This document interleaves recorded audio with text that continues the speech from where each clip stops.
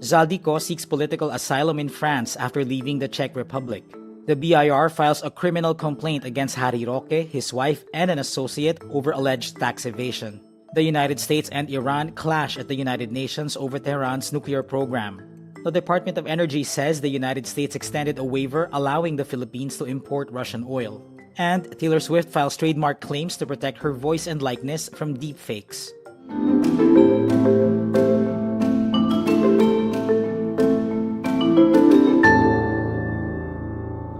Former Ako Bicol Representative Zaldy Co seeks political asylum in France after leaving the Czech Republic. The DFA has received highly reliable information that Zaldy Co has a pending petition for political asylum in France.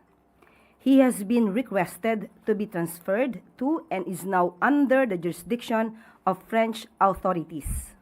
Palace Press Officer Claire Castro says the Philippine government will work with foreign governments to bring the former lawmaker back to the country.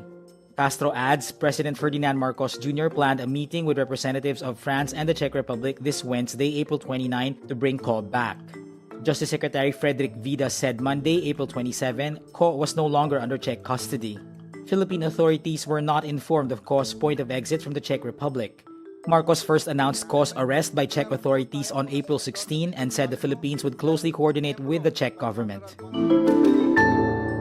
The Bureau of Internal Revenue files a criminal complaint against former presidential spokesperson Roque, his wife Myla Reyes Roque, and Percival Sazon Ortega. This over alleged tax evasion linked to Biancham Holdings and Trading Incorporated. The complaint alleges that the three failed to file the required tax returns and pay the corresponding taxes due on the transfer of shares of stock and on an increase in authorized capital stock. The BIR estimates a total tax deficiency at more than 3.35 million pesos inclusive of surcharges and interest. Biancham Holdings and Trading Incorporated is a firm previously owned by Roque and his associates. It drew attention during probes into illegal Philippine offshore gaming operators or POGO. A Senate inquiry later found Roque had a business interest in a house in Tuba, Benguet, where a Chinese fugitive was arrested. Roque has been out of the country after he was linked to the POGO controversy. In a statement, Roque rejects the complaints. He says the actions are politically motivated and intended to harass individuals associated with the Duterte administration. The United States and Iran clash at the United Nations over Tehran's nuclear program and its selection to be one of dozens of vice presidents to review the Nuclear Non-Proliferation Treaty. U.S. Bureau of Arms Control and Non-Proliferation Assistant Secretary Christopher Yaw says Iran's selection was an affront to the NPT. He adds it is indisputable that Iran has long shown disregard for the non-proliferation commitments of the NPT. He also refuses to cooperate with the UN nuclear watchdog to resolve questions about its program. Meantime, a U.S. official says President Donald Trump is unhappy with an Iranian proposal because it did not address Iran's nuclear program. Iranian sources said the proposal would delay talks on Iran's nuclear program until the war has ended and disputes over shipping from the Gulf are resolved. But Washington says nuclear issues must be dealt with from the outset.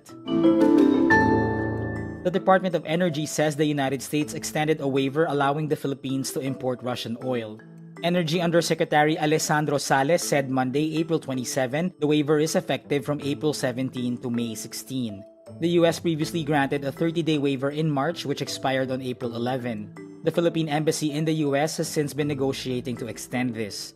The U.S. initially imposed sanctions against the purchase of Russian oil to deprive Moscow of revenue for its war on Ukraine. The one-month waiver applies to all countries.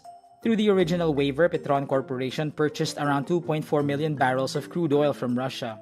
The DOE said Friday, April 24, the country's fuel inventory can now last up to 54 days, longer than the previous week's 52.02 days. Singer Taylor Swift filed trademark applications for 2 audio clips and 1 image of herself amid AI deepfake content. Trademark attorney Josh Gerben says these are specifically made to protect Taylor from threats posed by AI. The applications were filed with the U.S. Patent and Trademark Office Friday, April 24.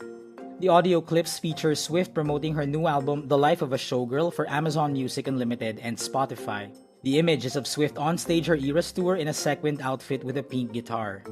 Swift's likeness has been used in several AI-generated deepfakes, with some used in fake political endorsements and even explicit images. Actor Matthew McConaughey also had similar trademark filings approved.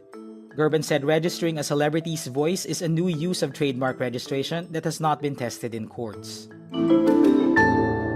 And that's today's wrap. I'm JC Gotinga. Thank you for watching. Click the link below for the full story.